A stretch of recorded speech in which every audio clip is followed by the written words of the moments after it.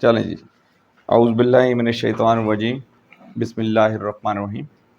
عزیزان گرامی، قرآن مجید کی 61 نمبر صورت کہ جس کا ہم آج مطالعہ کریں گے، پہلے رکوع پر مشتمل ہے، اور یہ پہلا رکوع جو ہے 9 آیات پر مشتمل ہے۔ انشاءاللہ اس کا ہم مطالعہ کریں گے۔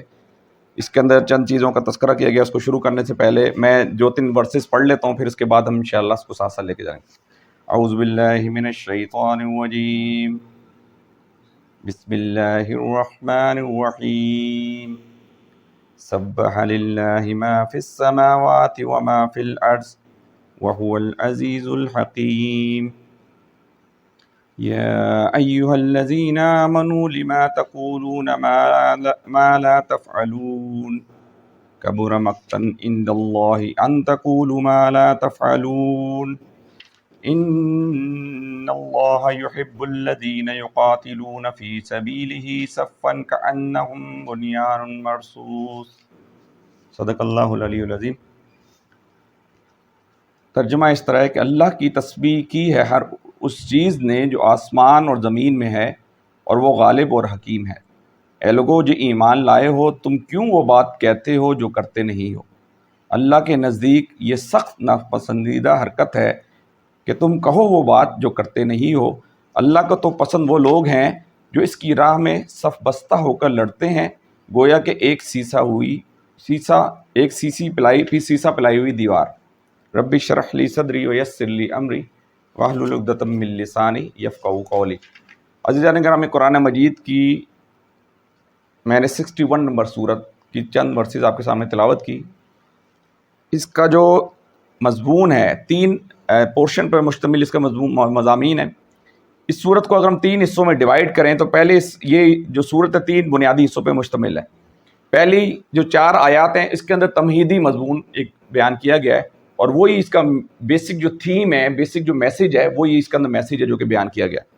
دوسری 4 آیات کے اندر جو ہے وہ سابقہ امت مسلمہ یعنی یہودی، یا جو اگر اس سے پہلے چلے جائیں بنی اسرائیل کی طرف توجہ کی گئی ہے کہ کس طرح انہوں نے انبیاء کرام کو جو نا ایذا پہنچائی، کس طرح انبیاء کرام کے اوپر سازشیں گھڑی اور کس طرح نقصانات پہنچائے، اس کے اوپر تذکرہ کیا گیا۔ اور تیسری 4 آیات کے اندر بعثت محمدی کا مقصد، نبی مہربان صلی اللہ علیہ وسلم کو جو مبعوث کیا گیا تھا اس کا مقصد کیا تھا، وہ تیسری 4 آیات میں بیان کیا گیا ہے۔ اور آخری 2 آیات جو کہ بڑی خاص ہیں، کہ جس کے اندر جو اللہ تعالیٰ نے جو آگے بتا دی، جو باتیں بتا دی، جو لوگ اس پہ عمل کرتے ہیں ان کے مدارج جو ہیں وہ اس دنیا کے اندر اللہ تعالیٰ کس طرح ان کے درجے بلند رکھتا ہے، کس طرح ان کو اللہ تعالیٰ یعنی ایک عظیم رتبہ عطا فرماتا ہے، اور آخرت کے اندر اس کے مدارج کیا ہوں گے ان کا تذکرہ کیا گیا۔ تو اب ہم اس کو ذرا لے کے چلتے ہیں، آیت وائز اس کو لے کے چلتے ہیں۔ سب سے پہلے سبح للہ ما فی السماوات و ما فی الارض، کہ اللہ کی تسبیح کی ہے ہر اس چیز نے جو آسمان اور زمین میں ہے، یعنی اللہ تعالیٰ نے جتنی بھی کائنات کے اندر مخلوقات پیدا کی ہیں وہ سب کی سب تسبیح کر رہی ہیں۔ ہم اس کے اوپر پہلے ڈسکشن بھی کئی دفعہ کر چکے ہیں۔ وَهُوَ الْعَزِيزُ الْحَكِيمُ، اور وہ غالب بھی ہے اور بڑا حکمت والا ہے۔ اب یہ آیت جو اگلی آیت ہے یہ بڑی امپورٹنٹ آیت ہے، اس کا بیک گراؤنڈ ہم تھوڑا دیکھ لیں گے، پھر اس کو آگے لے کے چلیں گے۔ یا ایمان لانے والے مخاطب کیے جا رہی، یا ایھا الذین آمنوا لما تقولون ما لا تفعلون، اے لوگوں جو ایمان لائے ہو تم وہ بات کیوں کہتے ہو جو کرتے نہیں۔ اب یہ تھوڑا سا اس کا تھیم دیکھ لیجئے، تھوڑا اس کا بیک گراؤنڈ دیکھ لیجئے۔ یہ جب صورت نازل ہوئی اس سے کچھ عرصہ پہلے یہ جو ہمارا غزوہ خندق، یہ جو غزوہ احد کا معرکہ جو ہے وہ پیش آیا، کہ جس کے اندر جو ہے ہم یہ جانتے ہیں کہ غزوہ احد کے اندر جو ہے جو حضرت خالد بن ولید نے 100 جنگیں لڑی۔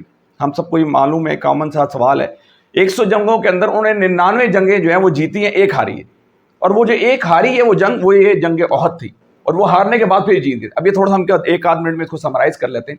جنگ احد کے اندر نبی مہربان صلی اللہ علیہ وسلم خود موجود تھے، اور انہوں نے یہ طے کر کے، جو میں خود گیا ہوں کیونکہ میں مدینہ میں بھی گیا ہوں اور مکہ میں گیا ہوں، جدہ میں رہتا رہا ہوں، تو وہاں پر جو احد کا پہاڑ ہے وہ آپ کی بیک سائڈ پہ سامنے میدان ہے، احد کا میدان، کہ جہاں احد کے جو شہداء کی قبریں، جہاں حضرت حمزہ جو ان کے چچا تھے، جن کا کلیجہ جو ہے ہندا نے چبایا تھا، آپ کو معلوم ہوگا، اور ان کے سر کے اندر اس نے کہا تھا میں شراب پیوں گی۔ اس نے ایک حبشی کی ڈیوٹی لگائی تھی، اس نے حضرت حمزہ کو شہید کیا، اور اس کے سر کے اندر اس نے شراب پی تھی۔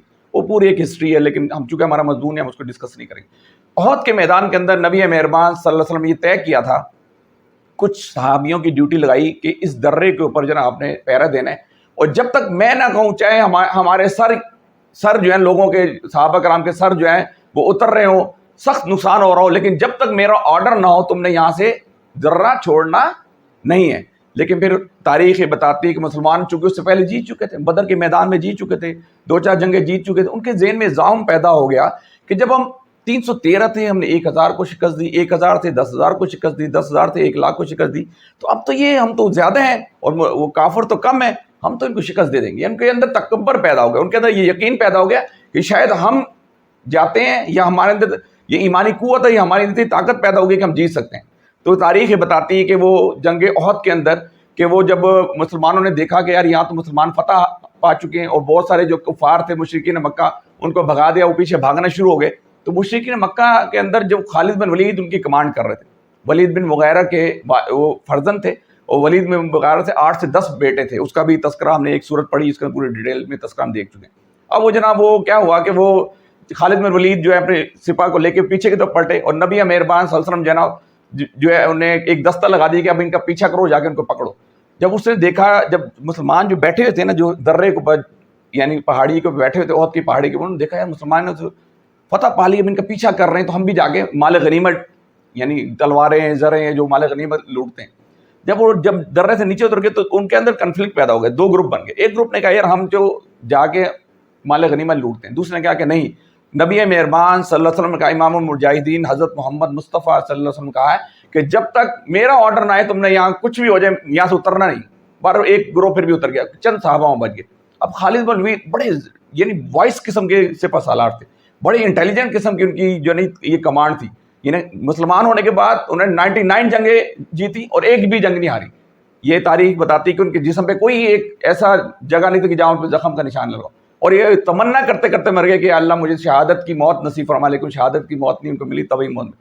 بار وہ جب دور جا کے دیکھتے ہیں کہ یار یہ تو مسلمان اتر گئے، انہیں بیک سے آگے ایک لشکر کو سیدھے جانے دیے، ایک لشکر کو کہا میرے ساتھ آؤ، پیچھے سے آگے درے پہ جو چند صحابہ تھے ان کو شہید کیا، اور مسلمانوں کا بہت بڑا نقصان جو ہے نا اس وقت ہو گیا کہ انہوں نے پیچھے سے حملہ کیا، ادھر سے ان کو بھی کہا دیا تھا تم تھوڑا آگے جا کے واپس پلٹنا، وہ بھی پلٹا، یہ بھی پلٹا، وہ مسلمانوں کے اچھے خاصے لوگ جو ہیں وہاں شہید ہو گئے۔ یہ اس کا تھوڑا سا تاریخی بیک گراؤنڈ ہے۔ اس کے بعد یہ صورت نازل ہو رہی ہے۔ اب آپ اپنے ذہن میں یہ رکھیے کہ یہ موقع ہے کہ یعنی دشمن آپ کا دلیر ہو چکا ہے، دشمن آپ کا قوی ہو چکا ہے، دشمن کے یہ حوصلے، یعنی جب آپ ایک ٹارگیٹ ایک گول اچیو کرتے ہیں نا تو آپ کے اندر ایک موٹیویشن آ جاتی ہے، آپ کے اندر ایک حوصلہ آ جاتا ہے، ٹھیک ہے نا۔ تو اس کے بعد کیا ہوا، اب یہاں پر دیکھیے، اب یہاں سے یہ آیت ذرا ذہن میں، یہ سارا بیک گراؤنڈ آپ نے ذہن میں رکھ لیا۔ اب یہ دیکھیے، یا ایھا الذین آمنوا لما تقولون ما لا تفعلون، اے لوگوں جو ایمان لائے ہو تم وہ بات کہتے کیوں جو کرتے نہیں ہو۔ تو عزیزان گرامی، یہاں جو منافقین کی طرف ایک یعنی جھنجھوڑنے والے انداز میں وہ بات کی جا رہی۔ جو منافقین تھے نا وہ کیا کرتے تھے کہ اللہ کے نبی کو کہتے تھے کہ کوئی اگر یعنی اس وقت تک جہاد کا حکم ابھی فرض نہیں ہوا تھا، جہاد جو ہے نا وہ مسلمانوں کو فرض نہیں ہوتی، مارکے تو چل رہے تھے، بدر کا مارکا ہو گیا، احد کا مارکا ہو گیا، اور کچھ مارکے ہو گئے، لیکن ابھی جہاد فرض نہیں ہوتا۔ اب جہاد کی فرضیت کا حکم نہیں آیا تھا، چونکہ مشرکین مکہ جو تھے، منافقین جو تھے، وہ کیا کرتے تھے، اللہ کے نبی کو کہتے تھے ہم آپ کے ساتھ ہیں، کوئی مسئلہ نہیں، جو جہاد کرنا ہوگا کہیں جانا ہوگا ہم آپ کے ساتھ چلیں گے، کوئی ایشو نہیں ہے۔ اب یہاں پر ان کو یہ کہا جا رہا ہے کہ اے لوگوں جو ایمان، اب ہم یہ دیکھتے ہیں کہ اگر اس کو ہم تھوڑا چند منٹ کے لیے ہم اپنی ذات کے اوپر دیکھتے ہیں کہ ہم اللہ کو تو مانتے ہیں لیکن اللہ کے حکموں کو پامال کرتے چلے جا رہے ہیں۔ ہماری عدالتیں دیکھ لیں، ہمارے اسکولز دیکھ لیں، ہمارے کالجز دیکھ لیں، ہمارے آرگنائزیشن دیکھ لیں، ہماری بینکس دیکھ لیں، کوئی بھی ایسا ادارہ، کوئی بھی شاذ و نادر آپ کو ملا کہ جہاں اللہ کے حکموں کے مطابق جو ہے اس کے رولز بنے ہوں گے، جہاں اللہ کے حکموں کے مطابق وہ قوانین بنے ہوں گے، جہاں اللہ کے حکموں کو امپلیمنٹ کیا جاتا ہوگا۔ آپ کی عدالتیں سودی نظام پہ چل رہی ہیں، آپ کے محفلیں دیکھیں، جو شادی بیاہ گانوں میں بیشوان منع کیا گیا، حرام قرار دیا گیا۔ اللہ کے نبی صلی اللہ علیہ وسلم تو کانوں میں انگلیاں دے دیا کرتے تھے۔ آپ کے گانے چل رہے ہیں، آپ کے ڈانس چل رہے ہیں، خواتین کے کپڑے دے، کوئی جگہ ایسی نہیں کہ جہاں اللہ کے حکموں کو پامال نہ کیے جا رہا۔ یا ہم دیکھتے ہیں کہ ہم نبی مہربان صلی اللہ علیہ وسلم کو دوسرے ہم دعویٰ کرتے ہیں، محبت کا دعویٰ کرتے ہیں، لیکن شاید ہی کوئی ایسی جگہ ہو کہ جہاں ہم نبی اکرم صلی اللہ علیہ وسلم کو محبت کا دعویٰ تو کرتے ہیں لیکن جو ان کی تعلیمات تھی اس کی دھجیاں اڑا کر رکھ دیتے ہیں۔ ایسے ہی ہوتا ہے، ان کی جتنی تعلیمات تھی کسی چیز کو مانتے نہیں، جہاں اپنا تھوڑا سا مفاد نظر آیا اس کو مان لیا، باقی ساری چیز کو پر سے پوچھ ڈال دی۔ تو اللہ تعالیٰ ان کو یہ کہہ رہا ہے۔ اچھا، منافقین کے حوالے سے یہاں مولانا مودودی رحمۃ اللہ نے ایک بخاری مسلم کی 1-2 حدیثیں کوٹ کی، میں اس کو پڑھ لیتا ہوں۔ نبی مہربان صلی اللہ علیہ وسلم فرمایا کہ منافقین کی 3 نشانیاں، منافقین کی 3 نشانیاں، اگر وہ نماز پڑھتا ہو اور روزہ بھی رکھتا ہو۔ اب یہاں جو منافقین تھے نا، نبی اکرم صلی اللہ علیہ وسلم کے ساتھ بیٹھے تھے، عبداللہ بن ابئی کہ جس نے بدر کے مقام پہ اللہ کے نبی صلی اللہ علیہ وسلم کے ساتھ چھوڑ دیا، اور آدھے یعنی 700 بندے گئے تھے بدر میں، لیکن 300 رہ گئے تھے، 313 رہ گئے تھے، باقی واپس چلے گئے تھے. وہ منافقین کا سردار عبداللہ بن ابئی ایک واحد، بہت سارے منافقین تھے، لیکن اللہ کے نبی صلی اللہ علیہ وسلم نے اتنا پردہ رکھا، کسی کا بھی صرف ایک صحابی کو ان ساروں کا نام لسٹ بنا کے دی تھی کہ یہ منافقین ہے، اور ان کو کہا تھا کہ تم نے یہ نام کسی کو نہیں بتانے. یہ اتنا پردہ رکھا اللہ کے نبی صلی اللہ علیہ وسلم. لیکن ایک منافق تھا جو کھل کے سر عام سامنے آ گیا تھا، عبداللہ بن ابئی، اس کا نام صرف لوگوں کو پتا تھا. اب یہاں پر دیکھیے، یہاں پر جو ہم حدیث پڑھ رہے ہیں کہ منافقین کی 3 نشانی ہیں، اگرچہ وہ نماز پڑھتا ہو اور روزہ رکھتا ہو اور مسلمان ہونے کا دعویٰ کرتا ہو، اور جب یہ بولے تو جھوٹ بولے، جب وہ بولے تو جھوٹ بولے، اور جب وعدہ کرے تو اس کی خلاف ورزی کرے، اور جب کوئی امانت اس کے سپرد کی جائے تو اس میں خیانت کرے. یہ منافق کی نشانی بتائی جا رہی. تو ہم آگے چلتے ہیں، کچھ چیزیں آگے کلیئر ہوتی جائیں گی. تو یا ایھا الذین آمنوا، اچھا میں آپ کو ایک تھوڑی سی اور بات بتا دوں کہ آج اگر نبی مہربان صلی اللہ علیہ وسلم کا اگر قرآن آج نازل ہو رہا تھا، اور نبی اکرم صلی اللہ علیہ وسلم اگر اس کو دیکھ لیتے کہ میری امت کا حال کیا ہے، کہ جس مقصد کے لیے ان کو پیدا کیا گیا تھا، وما خلقت الجن والانس الا لیعبدون، جس مقصد کے لیے ان کو پیدا کیا گیا تھا، جس نظام حیات کو دیکھ کر ان کو بھیجا گیا تھا، ان کا حال کیا ہے، تو وہ پریشانی میں مبتلا ہو جائے.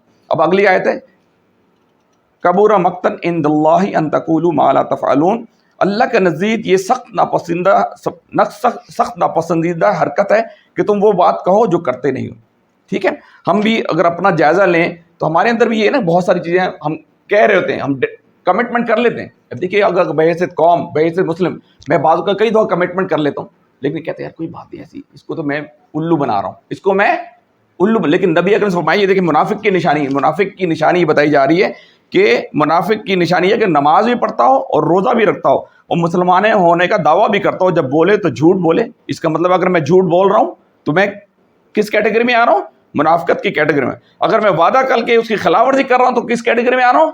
منافق کی کیٹیگری میں آ رہا ہوں. اگر میرے سپرد کوئی امانت رکھی گئی ہے، اب یہ دیکھیں، آپ کی جان آپ کو اللہ تعالیٰ نے امانتاً دے رکھی ہے، آپ کی صلاحیتیں اللہ تعالیٰ نے آپ کو امانت دے رکھی ہیں، آپ کے بیوی بچے آپ کو اللہ تعالیٰ نے امانت دے رکھے ہیں، آپ کے والدین آپ کو امانت دے رکھے ہیں، آپ کی زندگی آپ کو امانت دے رکھی ہے. اس زندگی کو میں نے ایسے گزارنا ہے جیسے نبی اکرم صلی اللہ علیہ وسلم نے بتایا. اس زندگی کو میں نے ایسے چلانا ہے جیسے قرآن مجید چاہتا ہے. ہر وہ عمل جو میں اللہ کے حکم کے مطابق گزاروں گا تو اس کا مطلب میں اس امانت کی پاسداری کر رہا ہوں، اس امانت کی حفاظت کر رہا ہوں. ٹھیک ہے، تو آگے چلیں. اللہ تعالیٰ فرماتے ہیں یہ اللہ تعالیٰ کو سخت ناپسند ہے، سخت ناپسندہ حرکت ہے کہ تم وہ بات کہتے جو کرتے نہیں. یہ اصل میں ان منافقین کی طرف اشارہ کیا جا رہا ہے کہ جو جہاد کا کہتے تو تھے، لیکن جب حکم آیا کہ اب نکلو تو وہ پیچھے ہٹ گئے. تو آگے چلیے. ان اللہ یحب الذین یقاتلون فی سبیلہ صفا کأنہم بنیان مرصوص، کہ اللہ کو تو پسندیدہ وہ ہیں جو اس کی راہ میں اس طرح صف بستہ ہو کر لڑتے ہیں گویا کہ وہ ایک سیسا پلائی ہوئی دیوار. اب یہ دیکھیے بڑا امپورٹنٹ، ایک تو میں نے آپ کو بتا دیا کہ ایسی جو آیتیں آتی ہیں نا اس کو آپ کم از کم یاد کر لیا کریں. یا ایھا الذین آمنوا لما تقولون ما لا تفعلون، چھوٹی سی آیت ہے، اے ایمان لانے والو تم وہ بات کہتے کیوں ہو جو کرتے نہیں ہو. اس کا مطلب میں ہر عمل جو کر رہا ہوں نا، یا ہر عمل جو کہہ رہا ہوں، کوشش کروں اس پہ عمل کرنے. اچھا یہاں ایک تھوڑی سی کنفیوژن پیدا ہوتی ہے. یعنی میں یہ کہتا ہوں یار میں ایک بندہ ہے، چھوٹی سی میرے ذہن میں خیال پیدا ہو، میں خود سگریٹ پیتا ہوں، لیکن میں سمجھتا ہوں کہ یار یہ سگریٹ جو بری بات ہے، یہ اس کو میں منع کروں، وہ کہے گا تم خود تو پیتا ہوں. میں کوشش کر رہا ہوں، یہ نہیں کہ آپ نے یہ نہیں، لیکن دین کی دعوت کے بارے میں کئی لوگ ایسے کرتے ہیں یار میں جب تک اس قابل نہ ہو جب میں کروں گا نہیں. اس قابل ہونے کا آپ کو پتہ ہے کہ اگلا لمحہ آپ نے دیکھا ہے کہ اگلا لمحہ نہیں پتا نا آپ کو کہ میں اس قابل ہوتے ہوتے کہیں اور چلے جاؤں، میں اس کا کیا جواب دوں گا. قابل ہونے کی کوشش کرتے رہیے، اس ڈیسٹینیشن کو، اس گول کو اچیو کرنے کی کوشش کرتے رہیے کہ اے اللہ تعالیٰ میں اپنے ایمان کی فکر مندی کروں گا، کہ اللہ تعالیٰ میں نمازوں کی پابندی کرنے کی کوشش کروں گا، کہ اللہ تعالیٰ میں قرآن کو ترجمے سمیت پڑھنے کی کوشش کروں گا، کہ اللہ تعالیٰ میں لوگوں کو دین کی دعوت کو پہنچانے کی کوشش کروں گا. کیونکہ یعنی کوشش شرط ہے، کوشش شرط ہے. یعنی جب آپ جستجو کریں گے، جب جدوجہد کریں گے، جب کوشش کریں گے تو اللہ تعالیٰ آپ کے جو آپ کی اسٹرگل کے اندر برکت عطا فرما دیں گے، پھر آپ وہ کام کرنے کے لیے آپ کے لیے آسانیاں پیدا فرما لیں. تو یہاں پر اللہ تعالیٰ فرما رہے ہیں کہ اللہ کے نزدیک یہ سخت ناپسندہ حرکت ہے، تم وہ ہے کہ تم کہو وہ بات جو کرتے نہیں ہو. اللہ کو تو پسند وہ لوگ ہیں جو اس کی راہ میں صف بستہ ہو کر لڑتے ہیں گویا کہ ایک سیسا ہوئی پلائی ہوئی دیوار. اب دیکھیں یہاں ایک جو سیسا یہ کانہم بنیان مرصوص، یہ زبردست ایک بات ہے کہ اب یہ دیکھیں یہاں پر ایک دو چیزیں جو پہلے زمانے میں تھا نا کہ یہ بنیان مرصوص اس چیز کو کہتے ہیں کہ جو سیسا پلا کس کو کہتے ہیں.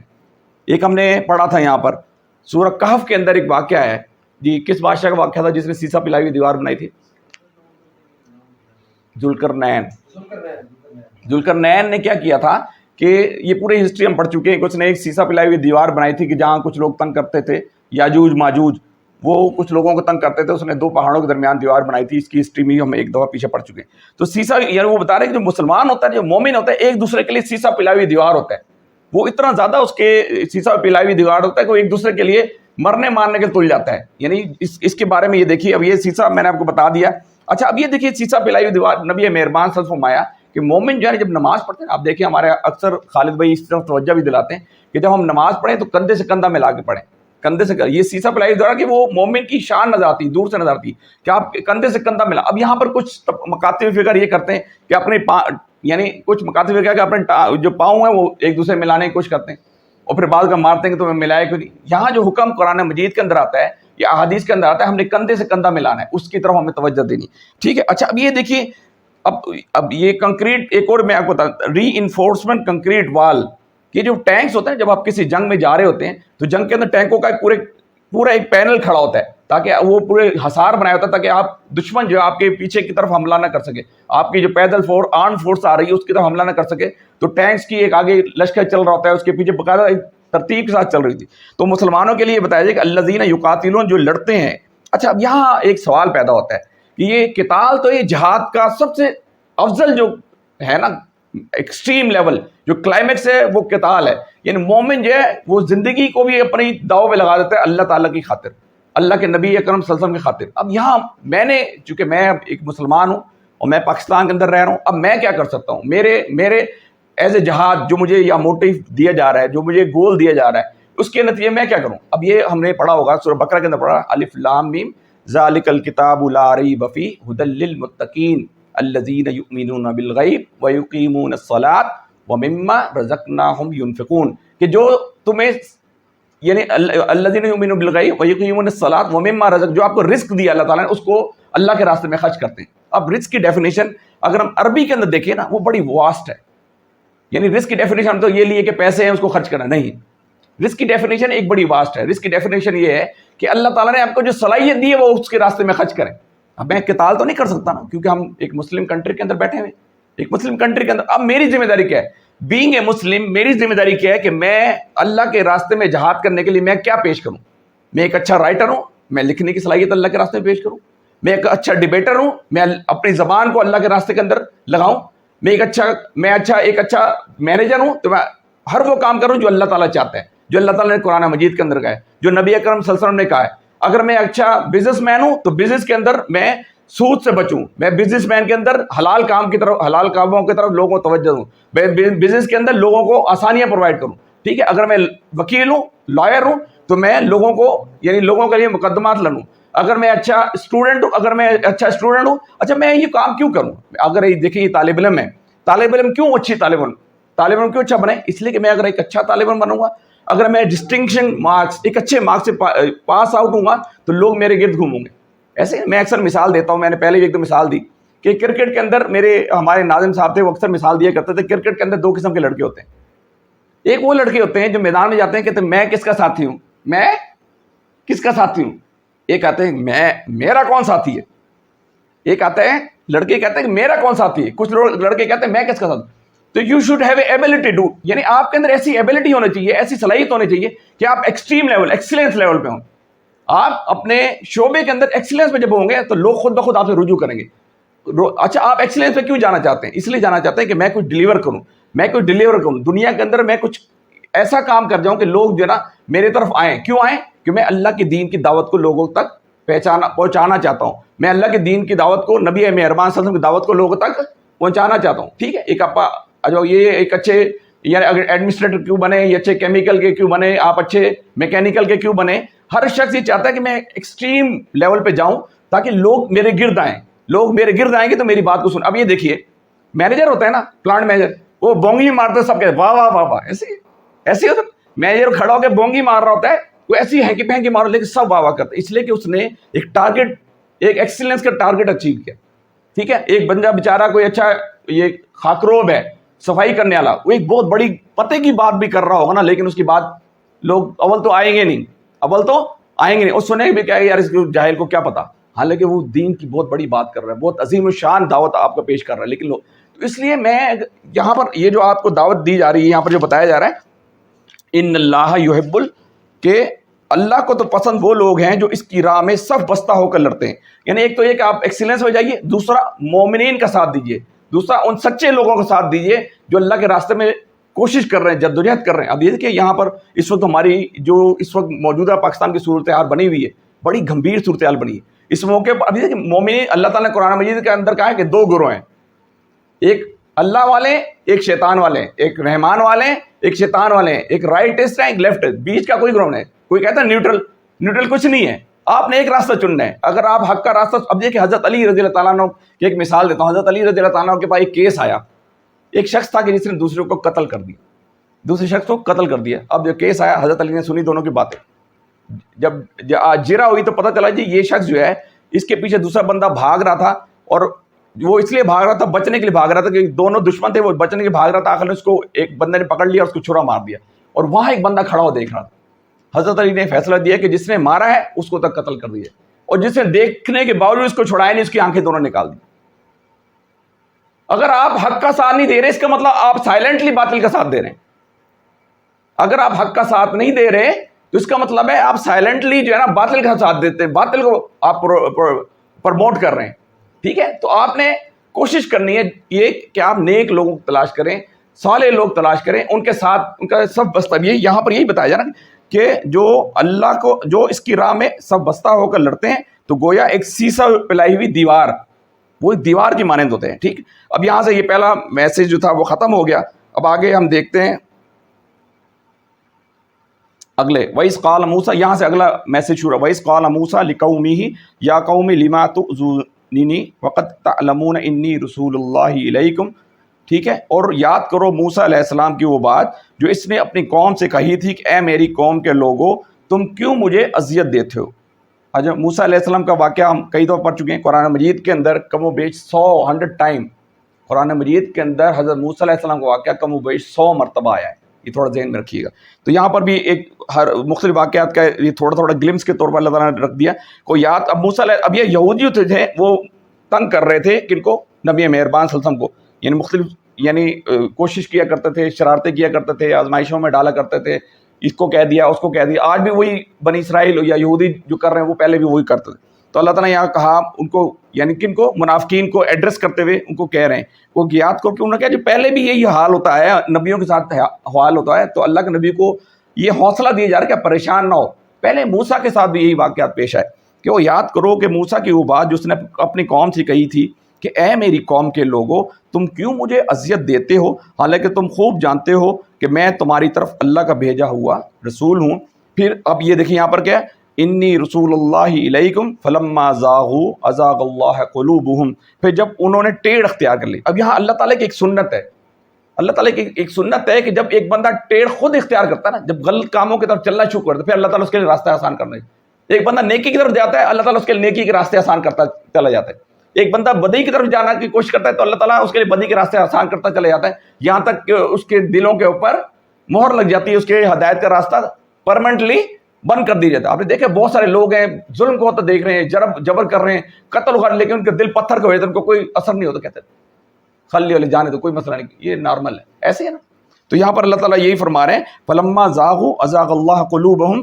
پھر جب انہوں نے ٹیڑھ اختیار کر لی، یعنی کن لوگوں نے؟ منافقین نے. جو مسلمان ہم بھی بظاہر کسی نہ کسی درجے میں ہر بندہ کچھ نہیں کر رہا ہے. اگر میں جھوٹ، میں نے آپ کو بتایا، اگر میں جھوٹ بول رہا ہوں، اگر میں امانت میں خیانت کر رہا ہوں، اگر میں یہاں پر جو ہم نے حدیث پڑھی تھی میں آپ کو دوبارہ بتایا، اگر میں جھوٹ بول رہا ہوں، اگر وعدہ خلافی کر رہا ہوں، اور امانت جو آپ کے سپرد کی گئی ہے، کون سی امانتیں؟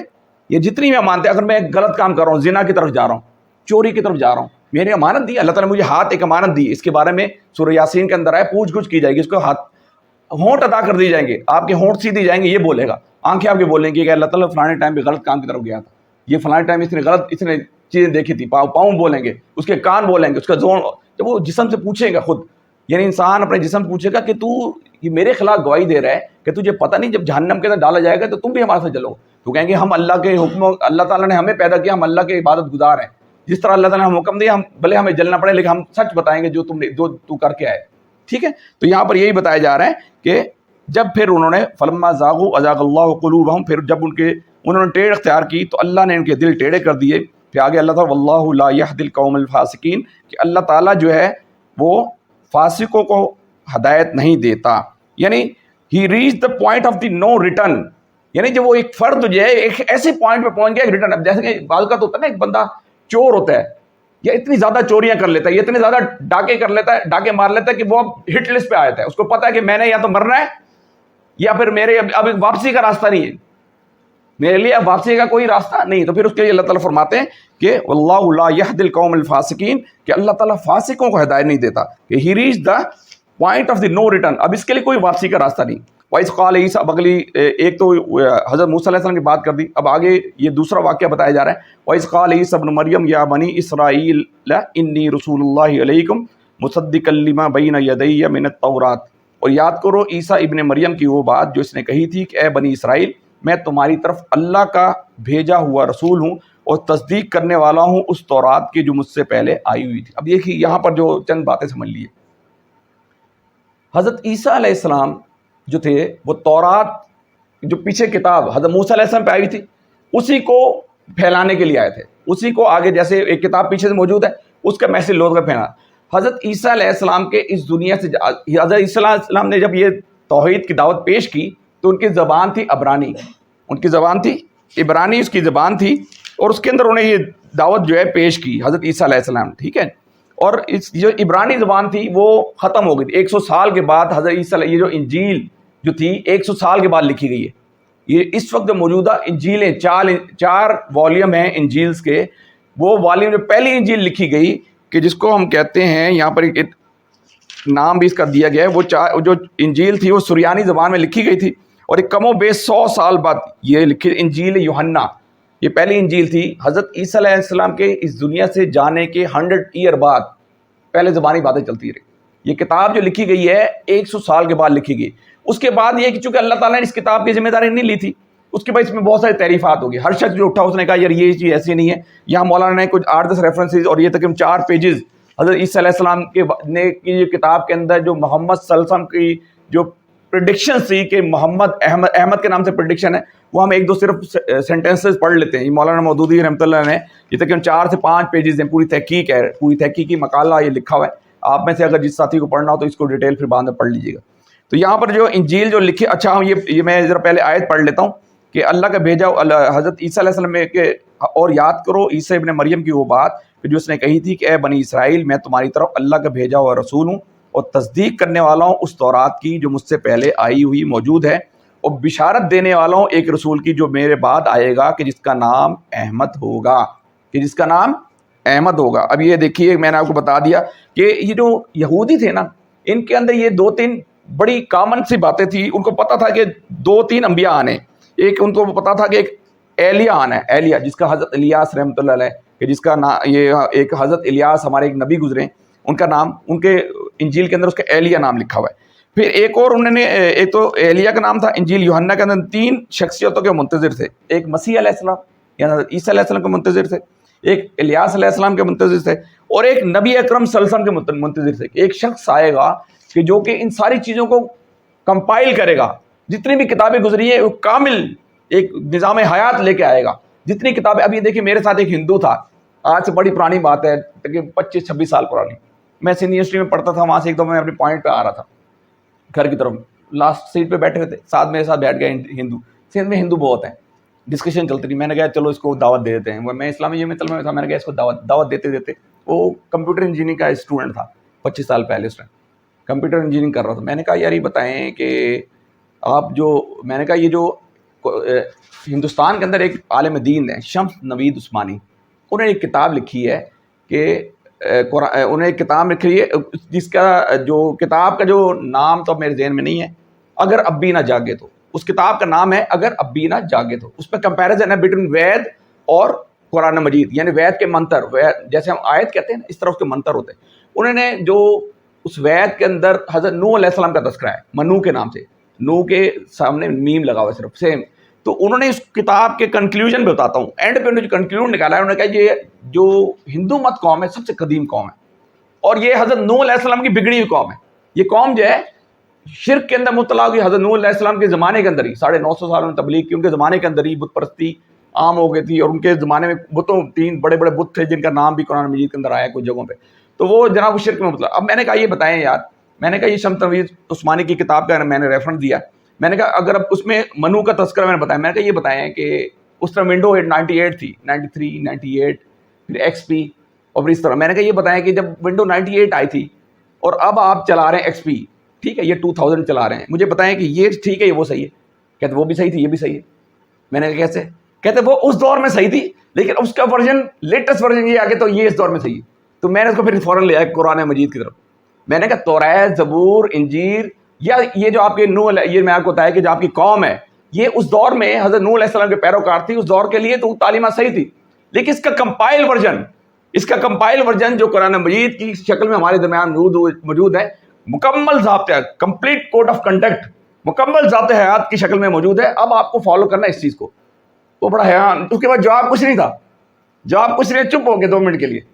تو میں نے تو اپنی بات پہنچا دی. تو مومن کا کام ہے کہ جو آپ کو صلاحیت دی, الذین یؤمنون بالغیب ویقیمون الصلاۃ ومما رزقناہم ینفقون, جو آپ کو صلاحیت دی ہے, مجھے بولنے کی صلاحیت دی, ہر آن ہر وقت میں اللہ کے میسج کو پہنچانے کی کوشش کرتا ہوں, مجھے لکھنے کی صلاحیت دی, ہر وقت میں کوئی نہ کوئی چیز لکھتا رہوں, مجھے کوئی یعنی ایڈمنسٹریٹر اسکل دی ہے تو ایڈمنسٹریشن اسکل جو ہے اس کے اندر لگاؤں.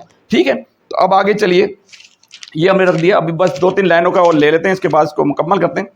آگے آئے تھے فلما جاءہم بینات قالوا ھذا سحر مبین, مگر جب وہ ان کے پاس کھلی نشانیاں لے کے آیا تو انہوں نے کہا یہ تو صریح دھوکہ ہے.